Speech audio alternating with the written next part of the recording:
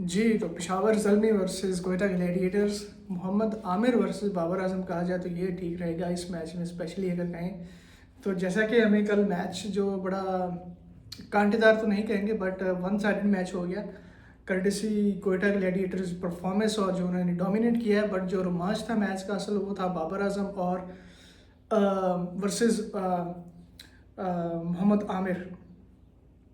तो क्या ज़बरदस्त डोमिनेट किया है कोयटा ग्लैडिएटर्स ने। और आमिर और बाबर की जो राइवलरी है, जो फैंस थे मोहम्मद आमिर के और बाबर आजम के, they were really going hard at each other after. जो मैच के बाद भी, पोस्ट मैच में भी, तो दोनों के जो फैंस थे आपस में उनकी जो है ना, वो बड़ा एक रोमांच बन चुका था। और ये बनना भी चाहिए, जैसे वो कहते हैं ना कि एब्सोल्यूट सिनेमा, तो ये था वो बेसिकली ऑन द फील्ड। तो अगेन मोहम्मद आमिर अगेन उन्होंने ये प्रूव किया है कि wise still is the best bowler इन पाकिस्तान। और चाहे वो T20 हो और ODI हो, वाइट बॉल के बड़े ज़बरदस्त बॉलर रहे हैं मोहम्मद आमिर, नो डाउट।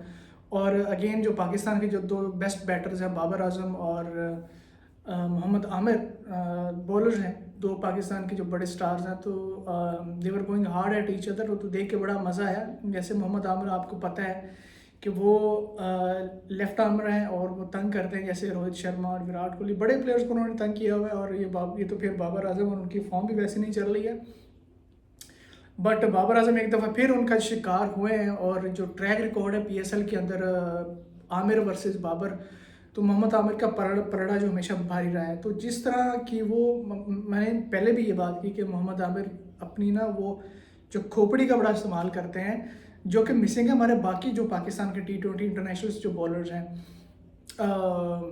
हारिस रऊफ़ हैं और शाहीन शाह अफरीदी, जिनके बारे में बात करते हैं, वो है तो बड़े मतलब दिग्गज बॉलर, उनको मानते हैं, लेकिन स्टिल मुझे लगता है कि मोहम्मद आमिर जो है ना, वैसे इंटेलिजेंट बॉलर हैं, जो जिस तरह उन्होंने अपने आप को इम्प्रूव किया स्किल वाइज, तो ये चीज़ मिसिंग है हमारे बाकी जो हमारी नेशनल साइड के जो बॉलर्स हैं। खैर एनीवे, ये एक अलग डिबेट है। बट इस मैच की अगर बात करें कोयटा ग्लैडिएटर्स वर्सेस पेशावर ज़ल्मी, तो मोहम्मद आमिर का जो जलवा में देखने को मिला बॉलिंग में, बट कोयटा ने डोमिनेट किया। एक वन साइडेड मैच हो गया, 114 रन पे ढेर होगी पेशावर ज़ल्मी।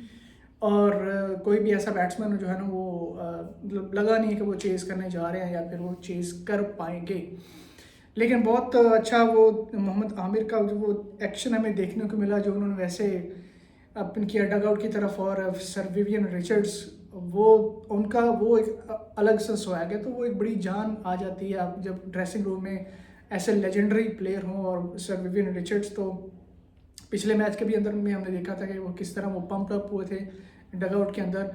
तो ये ऐसे प्लेयर्स को बड़ा ये कॉन्फिडेंस मिलता है जब आपके पास आपकी मैनेजमेंट की या आपको कोचिंग में ऐसा जो लेजेंड हो। तो अगेन बड़ा रोमांचक मुकाबला रहा अगेंस्ट पेशावर ज़ल्मी। और मुझे अभी भी याद है कि जब जब शुरू के जो एडिशन थे PSL के, जिसमें 2016 और 17, तो पेशावर ज़ल्मी वर्सेस कोयटा ग्लैडिएटर्स, ये इनकी सबसे पहले जो PSL की जो पुरानी राइवलरी है वो इन दो टीम्स की है। लाहौर वर्सेस कराची ये बाद में स्टार्ट हुई, बट इससे पहले जो थे ना, जो मैच बड़े क्लोज जाते थे, वो कोयटा और पेशावर ज़ल्मी के थे। लेकिन इसमें भी जो पलड़ा जो ज़्यादा भारी है वो पेशावर ज़ल्मी का है। आई थिंक इस पेज से PSL से पहले 8-2 का जो था ना, वो ये शायद इससे ज़्यादा 10 मैचेस पेशावर ज़ल्मी ने जीते ने, और कोयटा ने 2 या 3 मैचेस। लेकिन मुझे अभी भी याद है जब सरफराज अहमद कप्तानी कर रहे थे, तो पेशावर ज़ल्मी के शाहिद अफरीदी और डैरन सैमी, ये बड़ा दुबई और शारजाह के अंदर मैं बात कर रहा हूँ, तो बड़ा मज़ा आता था वो मैचेस देख के। दोनों टीम्स के अंदर बड़े स्टार मतलब प्लेयर होते थे। तो ये कहीं ना कहीं इनकी राइवलरी जो है ना, वो आज भी ज़िंदा है। और प्लेयर आए गए, लेकिन ये जो एक पेशावर ज़ल्मी वर्सेस कोयटा ग्लैडिएटर्स, ये इनकी जो राइवलरी बरकरार है। और उसके अंदर जो रोमांच इस जगह पे आके पहुंचा कि जहाँ पे मोहम्मद आमिर वर्सेस बाबर आजम के, बाबर आजम ऑब्वियसली पेशावर ज़ल्मी के कप्तान है, एक दफ़ा फिर शिकार हुए मोहम्मद आमिर का। तो डेफिनेटली हम ये कह सकते हैं कि बाबर आजम हमेशा से स्ट्रगल करते हैं जब भी कोई अच्छी बॉलिंग आती है। तो ये हमने देखा, ऑस्ट्रेलिया के अंदर भी देखा, आपको लेफ्ट आर्म में बहुत तंग करते हैं। और जैसे अगर हम, क्योंकि कज़ाफ़ी स्टेडियम के अंदर ये मैच हो रहा था, तो अगर हम कंडीशंस और पिच की बात करें, तो पिछले मैच के अंदर भी अगेंस्ट मुल्तान सुल्तान, जिस तरह शाहीन शाह अफरीदी का बॉल स्किड हो रहा था, स्विंग हो रहा था और जो उनको बाउंस मिल रहा था।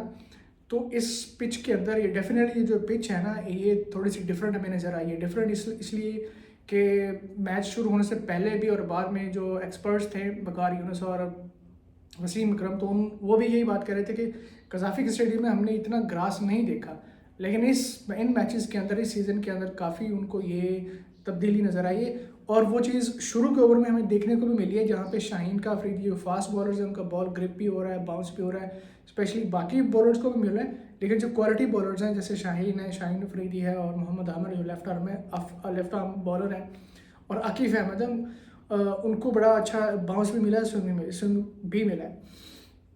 तो अगेन मोहम्मद आमिर का जो बॉल बाबर आजम को पड़ा है, तो वो पड़ के मतलब पैड की तरफ गया, अंदर की तरफ आया, तो उसमें बिल्कुल बीट हुए हैं, प्रॉपर बीट हुए हैं बाबर आजम। और सवाल तो ये यहाँ पे बनता है कि यार आपको टेक्निक का जो भी इशू आ रहा है, अब आई डोंट नो कि क्या प्रॉब्लम है, बाबर आजम क्यों इस जो है ना वो इस अपने ये जो उनका बैड पैच चल रहा है उससे कैसे निकलेंगे, या किसी अपने सीनियर्स के, या जो हमारे जो सीनियर्स बैट्समैन हैं, किसी बैटिंग कोच के साथ या किसी ऐसे कोचिंग स्टाफ के साथ वो काम करें जो कि उनको थोड़ा सा मतलब गाइड कर सकें, या जो अगर तो उनको टेक्निकल प्रॉब्लम आ रहा है तो उनके साथ काम करना चाहिए बाबर आजम को।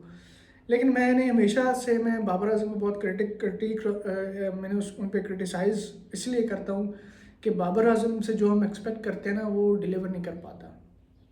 खैर ये एक अलग अलग डिबेट है, लेकिन इस पर्टिकुलर मैच के अंदर जो हमें एक जो है ना वो रोमांच देखने को मिला है, वो बाबर वर्सेस आमिर था, जो हम सब लोग एक्सपेक्ट कर रहे थे। और क्राउड भी कज़ाफ़ी स्टेडियम के अंदर वैसा था कि जो बाबर को चांट कर रहा था, आमिर के भी हम फैंस आमिर को सपोर्ट कर रहे थे।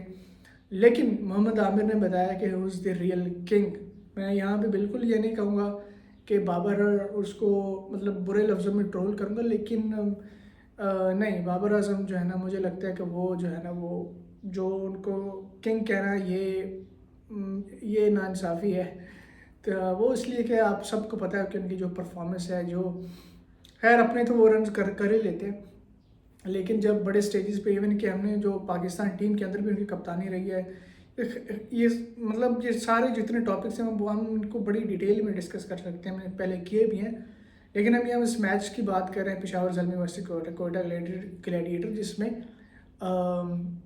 कोयटा ने बीट किया है पेशावर ज़ल्मी को, और ना सिर्फ बीट किया और बड़े बड़े मार्जिन से उन्होंने हराया, 174 रन, और फिर 114 पे पूरी टीम पेशावर ज़ल्मी की आउट हो। क्योंकि ये बड़े सवाल इस पर उठते हैं क्योंकि साइम अयूब भी खेल रहे थे और मोहम्मद आरिस जो कि अटैकिंग बैट्समैन है, जिनका जो माइंडसेट, जिनका इंटेंट बिल्कुल डिफरेंट रहता है ऐसे प्लेयर्स बाबर आजम और ये रिजवान वगैरह से।